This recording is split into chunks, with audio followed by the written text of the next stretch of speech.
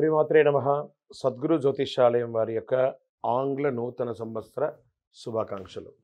మా ప్రేక్షక మిత్రులందరికీ కూడా ఈ 2025 ఆంగ్ల నూతన సంవత్సరం ఎన్నో గొప్ప వసంతాలు రావాలని మనస్ఫూర్తిగా ప్రార్థన చేస్తున్నాను. మీరు మాకు చేసే ఒక చిరు సహాయం, మా ఛానల్ని లైక్ చేయడం, సబ్స్క్రైబ్ చేయడం, మీ మిత్రులందరికీ షేర్ చేయడం, ఇది ఒకటి చేయండి. ఇంకా మీకు చాలా అద్భుతమైనటువంటి విశేషాలు చాలా మీకు వస్తాయి. మరి ఈ ఆంగ్ల నూతన సంవత్సరంకి ఉగాదికి మధ్యలో ఉన్నటువంటి 3 నెలలు ఉంటుంది చూసారా, చాలామందికి మళ్ళీ ఉగాది పంచాంగ శ్రవణంతో పాటు మళ్ళీ వస్తుంది. కానీ ఈ 3 నెలల గ్యాప్లలో ఏమేమి జరగబోతున్నాయి, ఓవరాల్ ఇయర్ ఎలా జరగబోతున్నాయి అనేది మనం చూసుకుంటాం.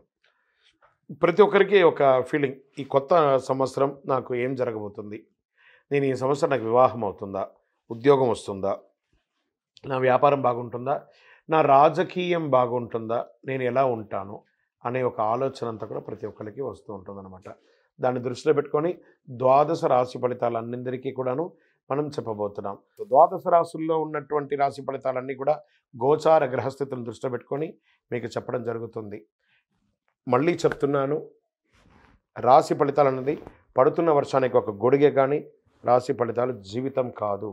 మీరు మిమ్మల్ని నమ్మండి, మీ ఇష్టదైవాన్ని నమ్మండి, దైవ ప్రార్థన చేయండి. ఇంకనూ మీ రాశి ఫలితాలన్నీ పొందాలని అనుకుంటున్నవారు మీ పరిసర ప్రాంతాల్లో ఉన్నటువంటి సద్గురువుని ప్రార్థించండి. వారి దగ్గర పోయి మీ యొక్క date of birth, time of birth తెలపండి. లేదా మా ద్వారా తెలుసుకోవాలనుకుంటున్నారా, ఈ కింద ఉన్న నెంబర్కి వాట్సప్ చేయండి.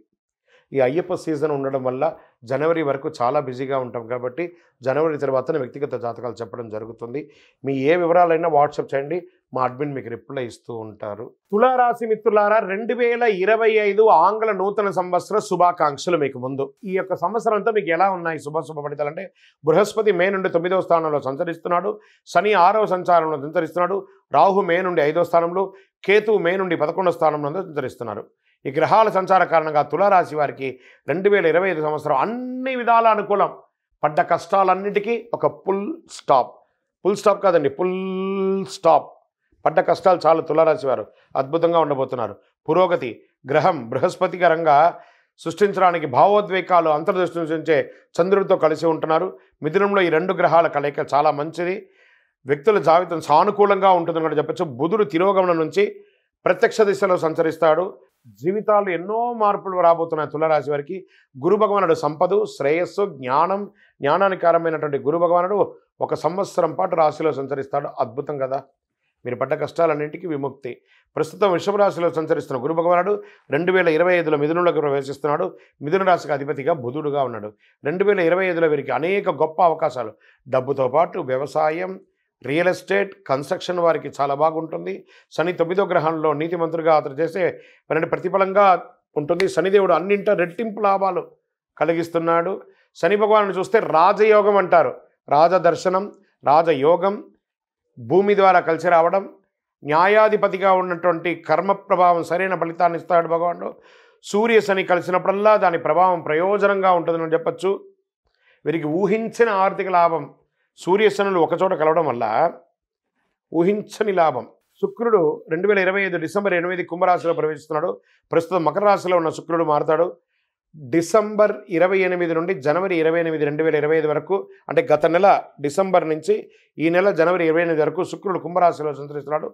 నిరుద్యోగులకి ఉద్యోగ అవకాశాలు వస్తున్నాయి.